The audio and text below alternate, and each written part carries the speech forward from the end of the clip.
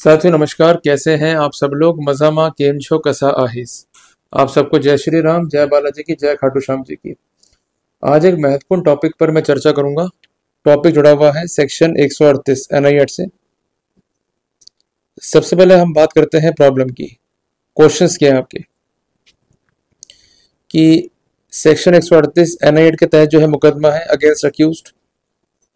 Accused जो है convict हो गया है बाय द ट्रायल कोर्ट। मामला जो है अपील में गया और अपील भी जो है वो हार गया। अब मामला जो है हाई कोर्ट में है और रिवीजन जो है पेंडिंग है। और अभी इस स्टेज पे चाहता है आरोपी राजीनामा करना। तो क्या आरोपी राजीनामा कर पाएगा या नहीं कर पाएगा? और अगर राजीनामा करेगा तो उसके लिए कंडीशंस क्या होंगी? सेक्शन 147 एनआई एक्ट का स्कोप क्या होगा? कहीं ये तो नहीं कि इस स्टेज पे कोर्ट मना कर दे कि आप बहुत देरी बाद आए हो। तो ऐसे सिनेरियो में किस प्रकार अपने राइट्स को एनफोर्स कर पाएगा आरोपी? ये सब आज के डिस्कस के फंडामेंटल पॉइंट्स हैं। क्लियर है? सबसे पहले हम नाम नोट करते हैं जजमेंट का, जिसमें ये सारे पॉइंट जो है कॉन्सिडर हो गए। जजमेंट का नाम है जितेंद्र कुमार बनाम स्टेट ऑफ हरियाणा। जजमेंट है honourable Punjab and Haryana high court का और डेट है 1 अक्टूबर 2025। और गुजरात हाई कोर्ट ने भी यही पॉइंट कंसीडर किया है, पर जजमेंट का नाम है कच्छावा बनाम स्टेट ऑफ गुजरात। जजमेंट है ऑनरेबल गुजरात हाई कोर्ट का, डेट है 30/9/2025। इस मामले में क्या हुआ था कि जो कंसर्न अक्यूज था उसके विरुद्ध एक परिवाद पेश हुआ सेक्शन 138 एनआई एक्ट में। ये आप जो है नोट डाउन कर लीजिए। कंसर्न जो अक्यूज था उसको कन्विक्ट कर दिया ट्रायल कोर्ट ने। उसने अपील पेश करी और अपील भी उसकी हो गई रिजेक्ट। अब मामले में हाईकोर्ट में रिवीजन जो है पेश की गई।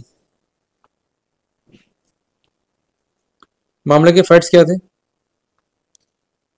जो कि पेश हुआ? जो परिवाद था 138 एनआई एक्ट का, उसमें कहता है परिवादी कि कंसेंट आरोपी ने पैसे उधार लिए टू डिस्चार्ज द लायबिलिटी। उसने चेक जो है इशू किया।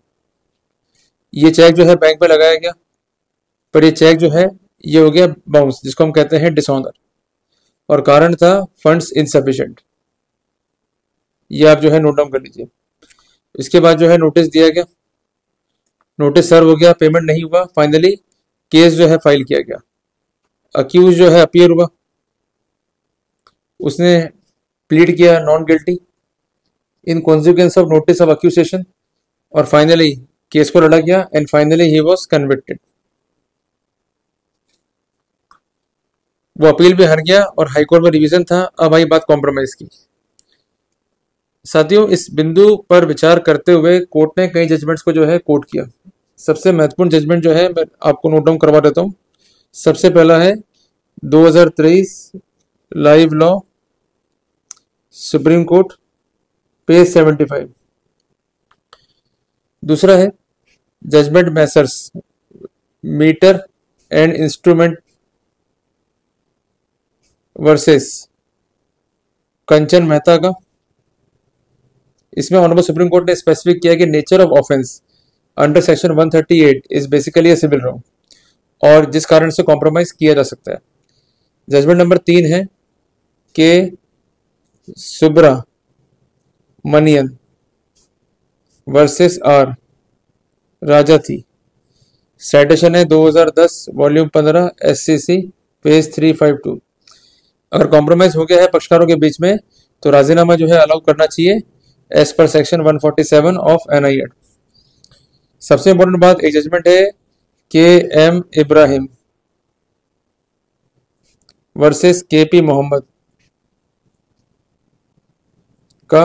इसका साइटेशन है 2019 वॉल्यूम 14 स्केल पेज 262, जिसमें स्पष्ट किया गया है compounding of the offence at later stage can be permitted. तो कुल मिलाकर के हम ये बात कह सकते हैं 147 एनआई एक्ट का जो है अलाउ करता है राजीनामा के लिए। राजीनामा किसी भी स्टेज पे जो है हम कर सकते हैं। जब भी राजीनामा होगा अक्यूज को जो है एक्विट करना पड़ेगा और जो परिवाद है उसको डिसमिस करना पड़ेगा। क्लियर है बात? और इस प्रकार एक राजीनामे की प्रक्रिया जो है पूर्ण होती है। तो इस केस में जो है कोर्ट ने एक्विट कर दिया अक्यूज को on the basis of compromise even though it was occurred at the later stage. तो ये फैसला जो है हमें सिखाता है 5 महत्वपूर्ण बातें। पहली बात, जो मामले हैं सेक्शन 138 एनआई एक्ट में, ये बेसिकली एक सिविल रॉन्ग है। दूसरी बात, ऑफेंस जो है कंपाउंडेबल है, किसी भी स्टेज पर, एट एनी स्टेज, इसको जो है कंपाउंड कर सकते हैं।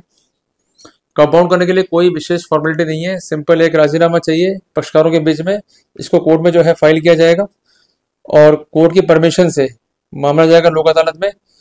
तो उसके 2 फायदे हैं, आपका राजीनामा तस्दीक हो जाएगा और जो पेनल्टी के चांसेस हैं वो बहुत कम या जीरो ही हो जाएंगे। क्लियर है बात ये।